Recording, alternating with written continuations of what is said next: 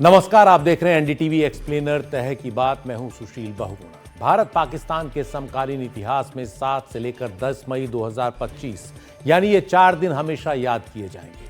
आतंकियों को पनाह देने वाले पाकिस्तान पर भारत की बड़ी सैनिक, रणनीतिक और मनोवैज्ञानिक जीत के तौर पर सिर्फ 25 मिनट के अंदर पाकिस्तान का कोई कोना ऐसा नहीं रहा जो भारत की मार से बचा रह गया हो। इस दौरान पाकिस्तान को एक गुम चोट तो ऐसी लगी है कि न उससे बताए बन रहा है और न पचाए। लिहाजा पाकिस्तान के सामने प्रोपेगेंडा वॉर के अलावा कोई चारा नहीं रहा। यहां तक कि भारत के सटीक हमलों से बिफरे पाकिस्तान ने एक बार यह तक फैलाने की कोशिश की कि भारत ने एक मिसाइल अफगानिस्तान में भी दागी है। लेकिन झूठ के पैर नहीं होते और सच हमेशा सतह पर आता ही है। कमजोर और कपटी का सबसे बड़ा हथियार झूठ ही होता है। पाकिस्तान के इस कपट की पोल तुरंत ही खुल गई जब खुद अफगानिस्तान के रक्षा मंत्रालय के प्रवक्ता इनायतुल्लाह ख्वारिज़मी ने साफ कर दिया कि पाकिस्तान के दावे में कोई सच्चाई नहीं है। भारत ने अफगानिस्तान पर कोई मिसाइल नहीं दागी। लेकिन इस झूठ को बुनने के पीछे पाकिस्तान की मंशा क्या रही होगी? क्या पाकिस्तान अपने पड़ोसी अफगानिस्तान को भी किसी तरह इस युद्ध में खींच लाना चाहता था? क्या उसने हमेशा की तरह अफगानिस्तान में सत्तारूढ़ सरकार को भारत के खिलाफ करने की नाकाम कोशिश की थी? अगर ऐसा है तो क्यों? क्या अफगानिस्तान को पाकिस्तान फिर एक ग्रेट गेम में खींच लेना चाहता है जिसने अफगानिस्तान के इतिहास, उसकी राजनीति और उसके समाज सब पर इतनी गहरी खरोंच डाली है कि वो आज तक उनसे उबर नहीं पाया?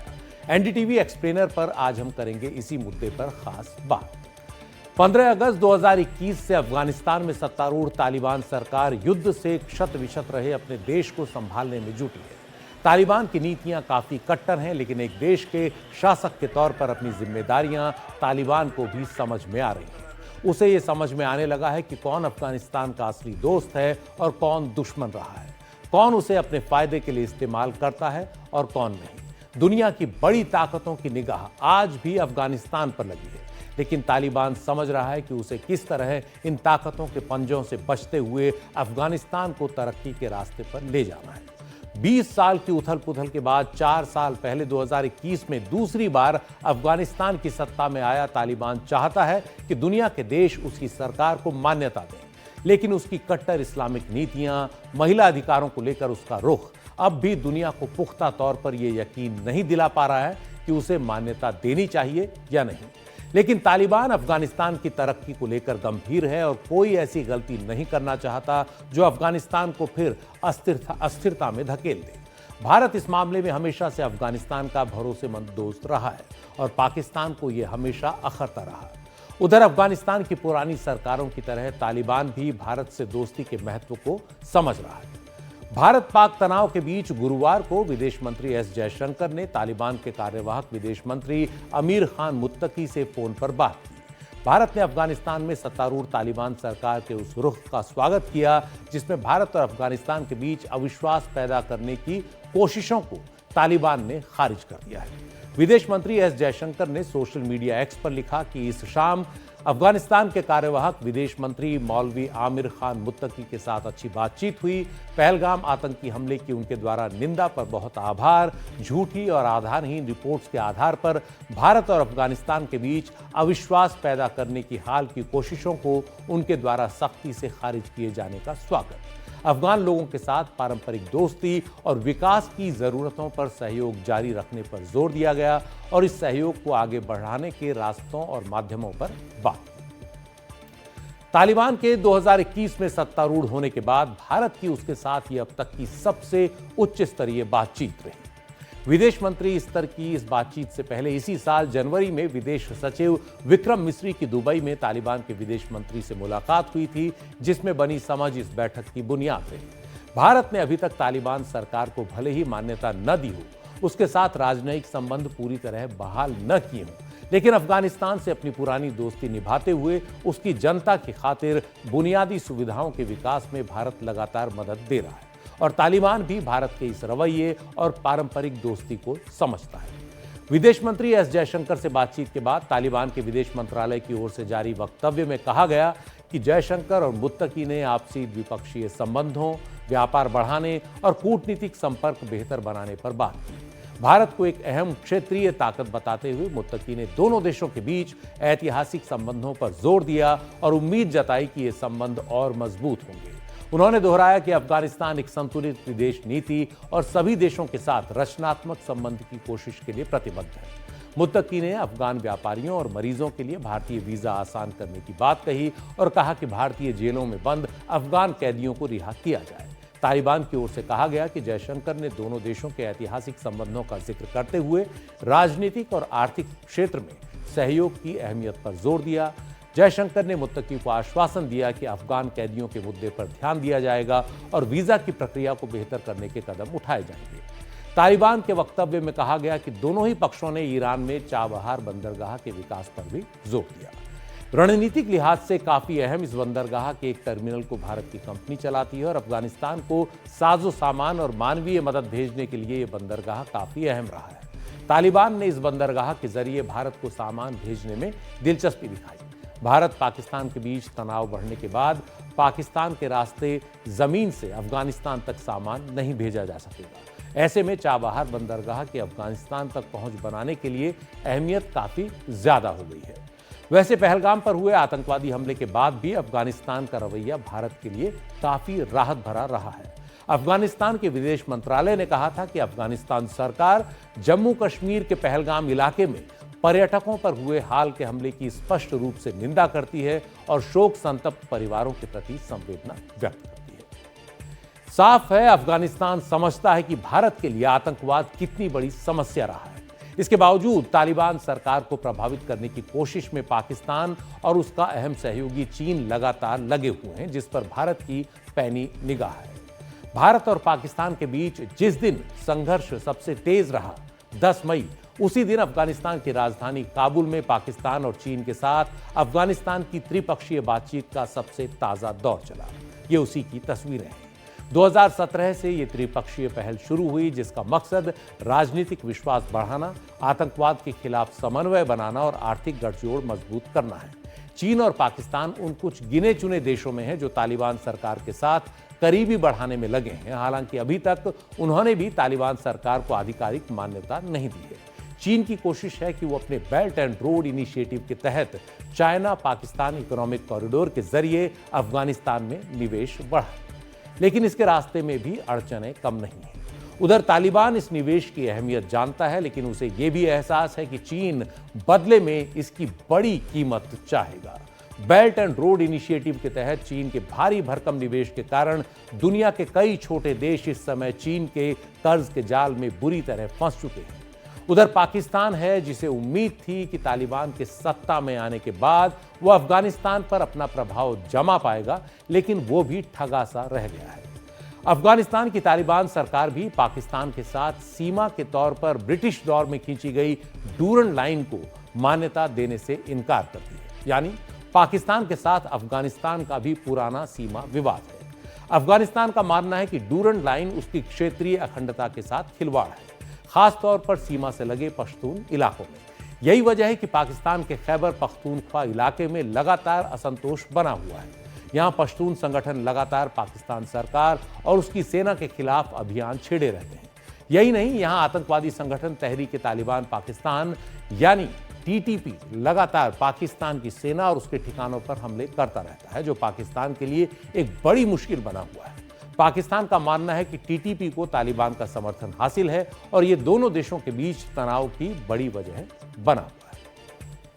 इसी के चलते बीते 2 साल में तीसरी बार दिसंबर 2024 को पाकिस्तान ने अफगानिस्तान की जमीन पर टीटीपी का ठिकाना बताकर कई जगहों पर हवाई हमले किए। अफगानिस्तान के खोस्त और पक्तिका प्रांतों में हुए इन हमलों में कई लोग मारे गए। तालिबान सरकार ने इन हमलों को बहुत ही गंभीरता से लिया और इसके बाद डूरन लाइन पर दोनों देशों की ओर से एक दूसरे पर गोलीबारी भी हुई। टीटीपी ने भी इसके बाद पाकिस्तान के अंदर हमले तेज किए। पाकिस्तान एटॉमिक एनर्जी कमीशन के कई कार्यकर्ताओं का, कई कर्मचारियों का अपहरण कर लिया। ये तनाव लगातार बना हुआ है। यही नहीं, दशकों से गृह युद्ध और कबीलाई युद्धों में फंसे अफगानिस्तान की एक बड़ी आबादी सीमा पार पाकिस्तान में जा बसी है मजबूरी में। करीब 35 लाख अफगान शरणार्थी पाकिस्तान में हैं, जो वहां बहुत ही खराब मानवीय हालात में हैं। पाकिस्तान इनमें से लाखों अफगान शरणार्थियों को जबरन वापस भेज रहा है। उनके लिए मानवीय राहत के बुनियादी इंतजाम भी नहीं कर रहा। इससे भी दोनों देशों के बीच तनाव है और उनके रिश्ते ऐतिहासिक तौर पर सबसे निचले स्तर पर हैं। इन हालात में अफगानिस्तान भारत, चीन और पाकिस्तान के साथ संबंधों का संतुलन कैसे बना पाएगा, ये देखना दिलचस्प होगा। हालांकि भारत हमेशा से अफगानिस्तान के प्रति मानवीय रुख रखता रहा है और अफगान लोगों के बीच भारत की लोकप्रियता इसका उदाहरण है। वैसे ऐतिहासिक तौर पर देखें तो दुनिया और खास तौर पर एशिया की भू राजनीति में, जियोपॉलिटिक्स में अफगानिस्तान बहुत ही अहम इलाका रहा है। इतना अहम कि इस पर अपना प्रभाव जमाने को लेकर 19वीं सदी में ब्रिटेन और रूस के साम्राज्य आपस में भिड़ते रहे। अफगानिस्तान को लेकर हुई इस जियोपॉलिटिक्स को द ग्रेट गेम कहा गया। ये शब्द 19वीं सदी में मशहूर लेखक रुडयार्ड किपलिंग के उपन्यास किम से लोकप्रिय हुआ था। अफगानिस्तान को लेकर ब्रिटेन और रूस के साम्राज्यों के बीच भू राजनीतिक होड़ का असर मध्य और दक्षिण एशिया के कई इलाकों तक फैला रहा। मध्य एशिया की जमीन साम्राज्यवादी ताकतों के बीच शतरंज की बिसात सी बन गई, जिसका नतीजा कई युद्धों के तौर पर सामने आया। ऐतिहासिक तौर पर ब्रिटेन और रूसी साम्राज्य द्वारा अफगानिस्तान पर प्रभाव जमाने की कोशिश मध्य एशिया के दूसरे इलाकों तक पहुंच बनाने के लक्ष्य का हिस्सा रही, ताकि एक दूसरे के विस्तार को चुनौती दी जा सके। इसी के तहत जो होड़ मची वो युद्ध, कूटनीति, जासूसी और राजनीति का एक ऐसा घालमेल रही जिसका असर दूर दूर तक दिखा, लंबे समय तक दिखा। हर पक्ष अफगानिस्तान की सरकारों और उसके स्थानीय कबीलाई नेतृत्वों से गठबंधन करने की कोशिश में एक दूसरे से भिड़ा रहा। अफगानिस्तान को लेकर यह ग्रेट गेम 80 के दशक के उत्तरार्ध में तब और तेज हुआ जब 1979 में सोवियत संघ ने उस पर आक्रमण कर दिया। इससे अमेरिका और उसके सहयोगी पश्चिमी देश चौकन्ने हो गए और उन्होंने सोवियत संघ के प्रभाव को कम करने के लिए अफगानिस्तान में अपनी ताकत लगानी शुरू कर दी। सोवियत संघ को अफगानिस्तान से खदेड़ने के लिए कई ताकतें एक हो गई। उन ताकतों ने अफगानिस्तान जैसे खूबसूरत देश को हिंसा, मारकाट, युद्ध का मैदान बना दिया। पाकिस्तान भी उन देशों में से एक है। 10 साल बाद 1989 में सोवियत संघ को अफगानिस्तान से वापस जाने को मजबूर होना पड़ा। इसके बावजूद दुनिया की बड़ी ताकतों के बीच अफगानिस्तान लगातार पिसता रहा और एक दौर में उदार और प्रगतिशील राह पर चल रहा अफगानिस्तान धीरे धीरे कट्टरपंथी ताकतों के हाथों में फंस गया, आपसी कबीलाई युद्धों में घिर गया। अफगानिस्तान के इन हालात के लिए उसका पड़ोसी देश पाकिस्तान सबसे ज्यादा जिम्मेदार रहा, जिसने हमेशा वहां अस्थिरता को बढ़ावा दिया। उसे अफगान जनता के कल्याण, उनके दीर्घकालिक हितों से कोई वास्ता नहीं रहा। एक और भारत अफगानिस्तान के साथ अपनी पारंपरिक और ऐतिहासिक दोस्ती को आगे बढ़ाते हुए वहां की जनता के हित में लगातार काम करता रहा। अफगानिस्तान के बुनियादी ढांचे को मजबूत बनाने में हर संभव सहायता की। सड़कों से लेकर स्कूल, अस्पताल बनाने तक भारत ने मदद में कोई कसर नहीं छोड़ी। उधर पाकिस्तान एक और पश्चिमी ताकतों का पुछल्ला बना रहा, साथ ही दूसरी ओर आतंकी ताकतों को पालता पोसता रहा। अफगानिस्तान में शांति और स्थायित्व से उसका कोई वास्ता नहीं रहा। पाकिस्तान ने अफगानिस्तान में कट्टरपंथी ताकतों को हर मुमकिन मदद दी और नतीजा हम देख सकते हैं। अफगानिस्तान आज कहां है? इस बीच अमेरिकी फौजों के अफगानिस्तान से निकल जाने के बाद तालिबान ने बड़ी ही तेजी से ताकत के जोर पर दूसरी बार अफगानिस्तान में सरकार बना ली। तालिबान की पिछली सरकार को अमेरिका के नेतृत्व में चली सैनिक मुहिम ने 2001 में गिरा दिया था। तालिबान की वो सरकार महज 5 साल ही चल पाई। अफगानिस्तान की तालिबान सरकार को दुनिया के किसी देश ने अभी तक आधिकारिक मान्यता नहीं दी है, लेकिन अफगानिस्तान की जनता की खातिर भारत तालिबान के साथ भी अपने संबंधों को बेहतर बनाने में कोई कसर नहीं छोड़ रहा। अब यह तालिबान को ही तय करना है कि जिस जनता पर वो शासन कर रहा है उसके लिए किस हद तक वो अपनी नीतियों में कट्टरता को छोड़ सकता है। लेकिन अफगानिस्तान की जनता के भले के लिए जहां भी जितनी भी गुंजाइश बनी रही, भारत उस गुंजाइश को असलियत बनाने के लिए काम करता रहा है। अब आपको अफगानिस्तान की एक तस्वीर दिखाते हैं, वो तस्वीर जो अफगानिस्तान के उस दौर की कहानी कहती है जिसे उसका स्वर्णिम युग कहा गया।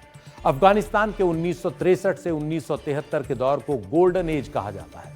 वो उदार अफगानिस्तान था जहां रहने, खाने और काम करने की ऐसी आज़ादी थी जिसके सामने कई यूरोपीय देशों की नीतियां भी पिछड़ी हुई लगती थी।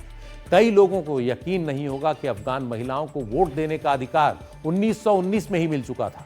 अमेरिका में महिलाओं को मतदान का अधिकार इसके 1 साल बाद मिला और यूनाइटेड किंगडम में इससे 1 साल पहले। अफगान महिलाएं कभी अपने अधिकारों के प्रति, अपनी शिक्षा के प्रति बहुत सजग रहीं, दुनिया के साथ कदम से कदम बढ़ाती दिखी। 1950 में अफगानिस्तान में पर्दा सिस्टम खत्म हो चुका था। 1964 में अफगानिस्तान ने उस संविधान को अपनाया जिसमें महिलाओं के अधिकारों पर खास ध्यान दिया गया। कुल मिलाकर 20 के दशक से लेकर 70 के दशक के अंत तक अफगानिस्तान ने आधुनिकता की ओर धीरे धीरे कदम बढ़ाए।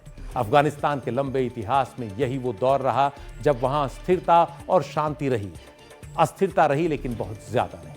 लेकिन फिर अफगानिस्तान को दुनिया की जो नजर लगी उससे वो आज तक उबर नहीं पाया है।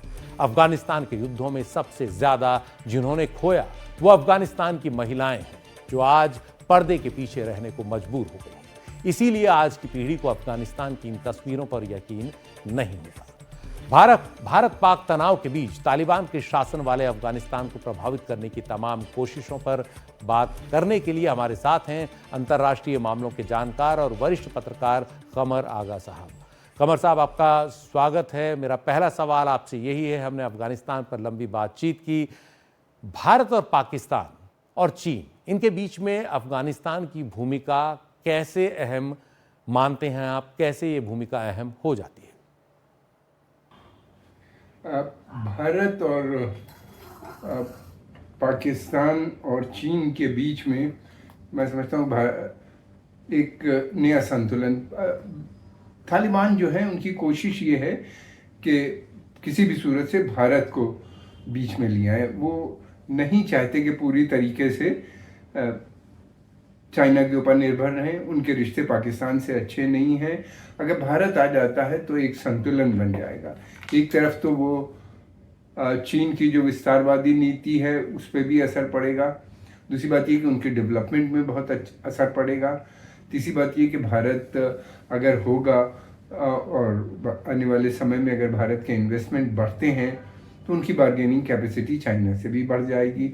तो बहुत सोच के, और पाकिस्तान से तो उनके संबंध इतने ख़राब हो चुके हैं कि अब सुधरने की कोई संभावना आने वाले समय में नज़र नहीं आती।